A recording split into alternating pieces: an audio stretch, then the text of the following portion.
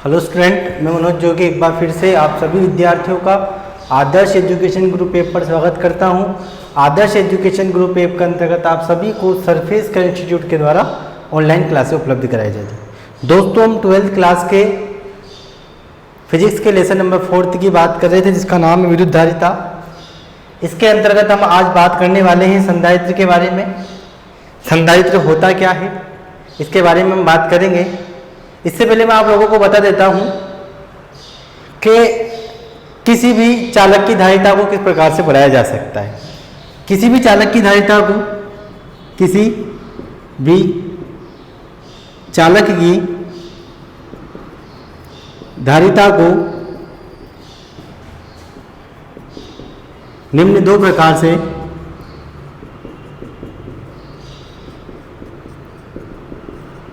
बढ़ाया जा सकता है। वो दो प्रकार कौन कौन से मैंने आप लोगों को बताया था।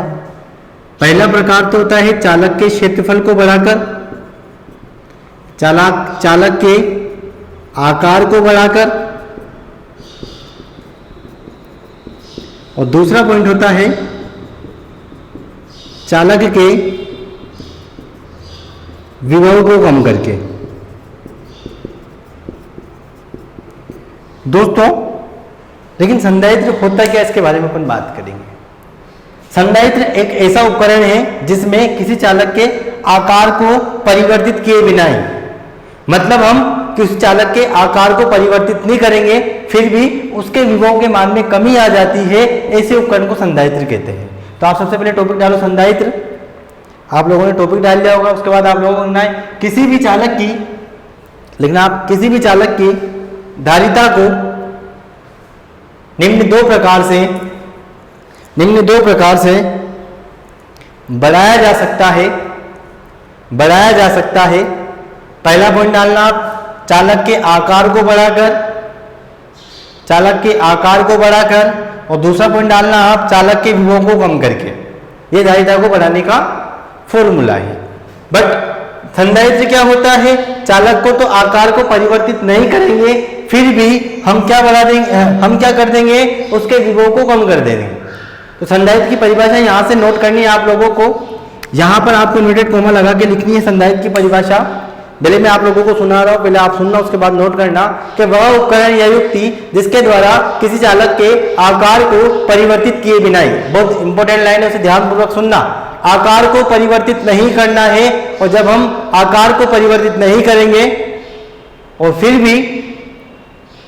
फिर भी धारिता बढ़ जाएगी, इसे संधारित्र कहते हैं। तो आप लोग संधारित्र की परिभाषा को नोट कीजिएगा। मैं आप लोगों के सामने संधारित्र की परिभाषा नोट करवाने वाला हूं। तो आप सबसे पहले ध्यानपूर्वक धारिता की परिभाषा लिखना। आप सबसे पहले यहाँ पर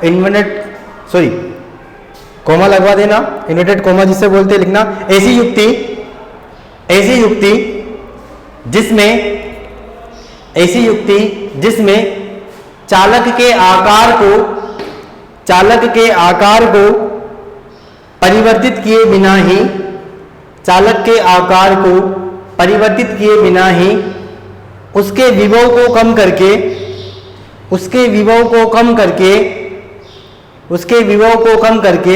चालक की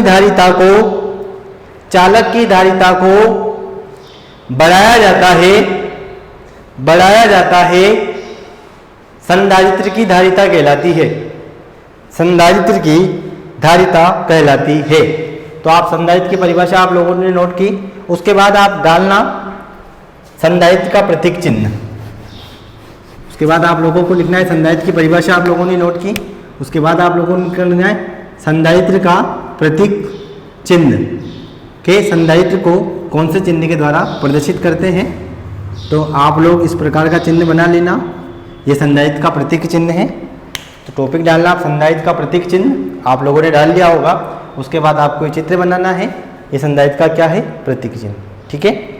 उसके बाद अगला टॉपिक अपने चलेगा संधारित्र का सिद्धांत। संधारित्र के सिद्धांत के अंतर्गत मैं आप लोगों को प्रूव करके बताऊंगा कि किसी चालक के आकार को परिवर्तित किए बिना ही उसके विभव को कम करके धारिता को किस प्रकार से बढ़ाया जा सकता है। टॉपिक डालना संधारित्र का सिद्धांत, इसमें आपको पॉइंट नंबर फर्स्ट डालना है, इसका नाम देना है आपको स्थिति नंबर फर्स्ट। स्थिति नंबर फर्स्ट के बारे में आप लोगों को बता देता हूँ। स्थिति नंबर फर्स्ट में सबसे पहले आप लोगों के सामने एक चित्र बनाने वाला हूँ। मैं आपको चित्र के बारे में लिखवाऊंगा भी सही। मैंने क्या किया, एक चालक लिया, चालक का नाम क्या है ए। जब मैं इस चालक को धनात्मक आवेश देता हूँ तो चालक की सतह पर आ जाता है। ये धनात्मक आवेश दिया, आवेश का नाम कितना है प्लस क्यू। जब इसे धनात्मक आवेश देते तो विभव कितना उत्पन्न होता है, V उत्पन्न हो जाता है। ठीक है, तो सबसे पहले आप पॉइंट नंबर फर्स्ट डालना, स्थिति नंबर फर्स्ट डालना, उसमें एक चालक लेना, चालक को धनात्मक आवेश देंगे तो विभव कितना उत्पन्न हो जाएगा, V। तो आप लोगों ने चित्र नोट कर लिया होगा। जैसे आप लोगों ने चित्र नोट किया, मैं आप लोगों को चित्र के बारे में लिखवाने वाला हूँ। लिखना, माना कि किसी चालक A को Q आवेश देने पर उसका विभव V हो जाता है तो चालक की धारिता आप लोगों को अगली लाइन से लिखना है C बराबर Q/V, और आप लोगों के बन जाएगी समीकरण नंबर 1। C बराबर आप लोगों को लिखना है Q/V, और आप लोगों के लिए बन जाएगी समीकरण नंबर 1। अब हम बात करते हैं स्थिति नंबर सेकंड की। पॉइंट नंबर 2 आप लोगों को डालना है। पॉइंट नंबर 2 में स्थिति नंबर सेकंड बनेगी। स्थिति नंबर सेकंड आप लोगों की बनेगी। स्थिति नंबर सेकंड में हम लोगों को करना क्या है, ये चालक प्लेट A थी हम लोगों के पास, ये A थी, मैंने इसको प्लस Q आवेश दे रखा था। आप ध्यानपूर्वक देखना, प्लस Q आवेश दे रखा था। ठीक है दोस्तों, जब मैं इस चालक प्लेट के पास अनावेशित चालक प्लेट B को लाता हूं, जिस पर प्रारंभ में कोई आवेश नहीं होता है, तो प्रेरण विधि के द्वारा अपने आप यहाँ पर कौन सा आवेश आ जाता है, विपरीत आवेश आ जाता है, माइनस वाला आ जाता है। तो माइनस आवेश आ जाएगा, और माइनस के पास कौन सा आवेश आ जाता है, प्लस वाला आवेश आ जाता है। इसे बोलते प्रेरण विधि बोलते हैं। हमने घर्षण का जब पढ़ा था तब वहाँ 3 विधियाँ पढ़ी थी, आवेश उत्पन्न करने की विधियाँ थी। पहली विधि का नाम था घर्षण विधि, दूसरी विधि का नाम था स्पर्श विधि, और तीसरी विधि का नाम था प्रेरण विधि। प्रेरण विधि के द्वारा हम किसी भी चालक को बिना छुए आवेशित करवा सकते हैं। ठीक उसी प्रकार हमने भी क्या किया, A के पास में अनावेशित चालक B को लाया, तो अपने आप यहाँ प्लस आवेश है, तो अपने आप प्रेरण विधि के द्वारा यहाँ माइनस आवेश आ जाता है, जबकि इसके जस्ट पास में कौन सा आवेश आ जाता है, प्लस आवेश आ जाता है। तो आप चित्र नंबर सेकंड भी बना लीजिएगा।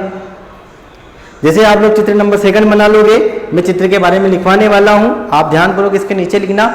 यदि चालक A के पास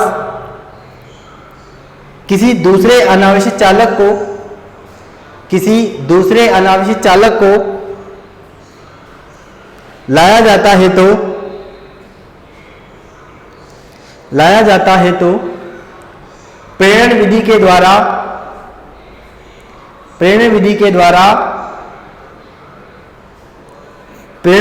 द्वारा चालक B का आवेशन निम्न चित्र के अनुसार ये चित्र बन रहा है, निम्न चित्र के अनुसार होता है। ठीक है, अब हम बात करेंगे स्थिति नंबर 3 के बारे में। हम बात करने वाले हैं जिसकी अंतिम स्थिति होगी। स्थिति नंबर 3 की हम बात करेंगे।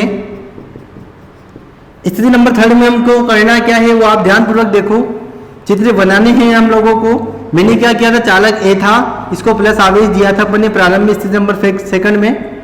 स्थिति नंबर सेकंड में मैंने क्या किया, स्थिति नंबर सेकंड में मैं इसके पास में अनावेशित चालक को लाया B को। तो जब अनावेशित चालक B को लाते हैं तो मैं क्या करता हूँ, यहाँ पर अपने पास कौन सा चार्ज था, माइनस था, माइनस था, माइनस था, माइनस था, माइनस था, माइनस था, और उसके जस्ट पास में क्या था, प्लस था, प्लस था, प्लस था, प्लस था, प्लस था, और ये प्लस था। लेकिन जब मैं इसे भू संपर्कित कर देता हूँ भूसंपर्कित करने का अर्थ होता है सारा धन आवेश पृथ्वी में। धन आवेश कहाँ चल जाता है? पृथ्वी में। इसका मतलब होता है भूसंपर्कित करना। जब मैं भूसंपर्कित करता हूं तो संपूर्ण धन आवेश कहाँ चल जाता है? पृथ्वी में चल जाता है। तो यहाँ पर केवल कौन सा चार्ज आ जाता है? यहाँ पर केवल चार्ज बचता है अपने पास माइनस वाला। ठीक है। अब आप लोगों को जो धनात्मक आवेश कहाँ गया? भूसंपर्कित करने पर कहाँ चल जा चुका है? वो पृथ्वी के अंदर। तो आप चित्र नंबर 3 भी बना लीजिएगा। इस स्थिति में क्या होगा? इस स्थिति में चालक ए की धारिता का मान C डैश होगा, जबकि विभव का मान कितना होगा? V डैश होगा। आवेश के मान में कोई परिवर्तन नहीं आएगा। ठीक है। तो आप चित्र नंबर 3 बना लिया होगा आप लोगों ने। अब मैं चित्र नंबर 3 के बारे में आप लोगों को बताने वाला हूँ। चित्र नंबर 3 के बारे में लिखना। अब चित्र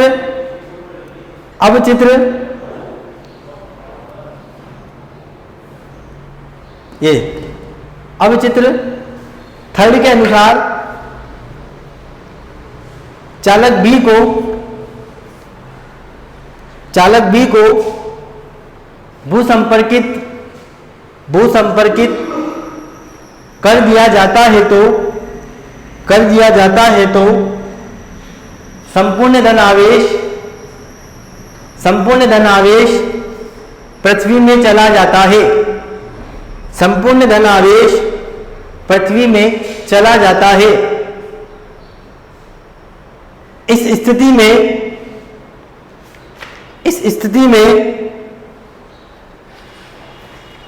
चालक ए का विभव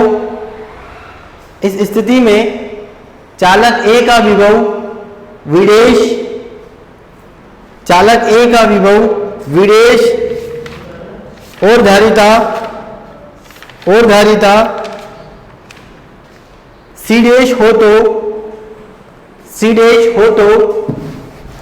C डैश इक्वल टू क्या आएगा? इसकी हम बात करेंगे।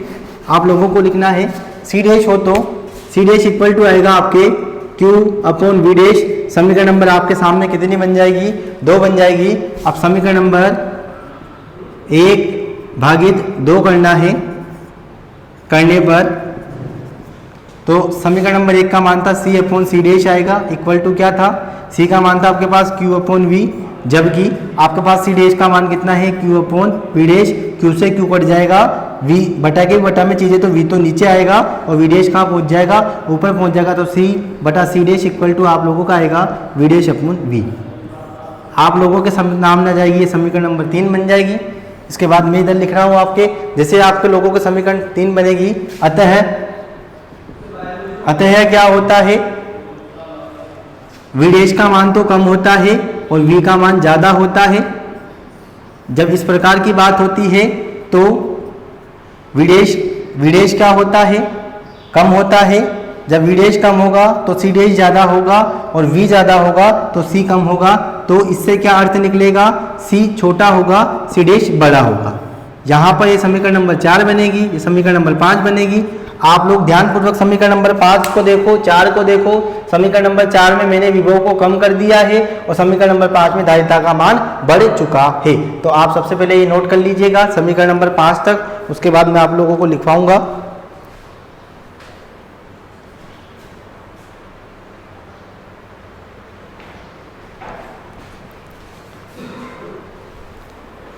आप लोगों ने समीकरण नंबर 5 तक लिख लिया होगा। इसके बाद आप लिखना अतः किसी आवेशित चालक के पास जब किसी आवेशित भूसंपर्कित चालक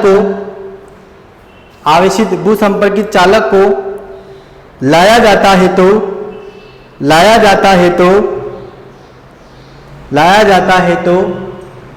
चालक की धारिता के मान में वृद्धि हो जाती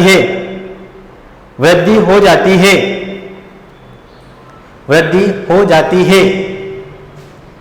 यही संधारित्र का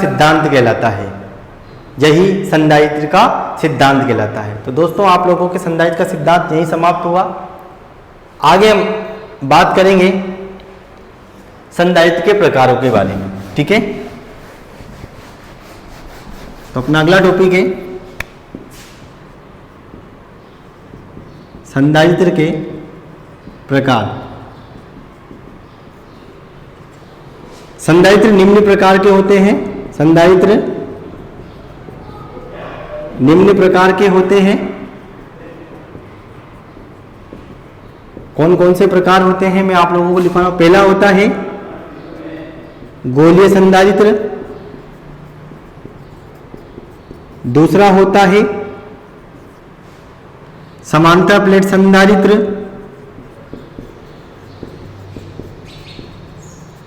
और तीसरा और अंतिम होता है बेलनाकार संधारित्र। ठीक है, तो अगला टॉपिक है आपके संधारित्र के प्रकार। संधारित्र के 3 प्रकार होते हैं। पहला होता है गोलीय संधारित्र, दूसरा होता है समांतर प्लेट संधारित्र, और तीसरा और अंतिम होता है बेलनाकार संधारित्र। ठीक है दोस्तों, तो आज के लिए सिर्फ इतना ही। कल हम संधारित्र के तीनों प्रकारों के बारे में डिटेल से पढ़ेंगे। सबसे पहले हम बात करेंगे गोलीय संधारित्र के बारे में। ये होता क्या है, इसकी धारिता किस प्रकार से बढ़ाई जा सकती है, इन सब के बारे में हम बात करेंगे। ठीक है दोस्तों, वीडियो को देखने के लिए बहुत बहुत धन्यवाद। आपको वीडियो से संबंधित कोई समस्या हो तो प्लीज़ कमेंट जरूर कीजिएगा।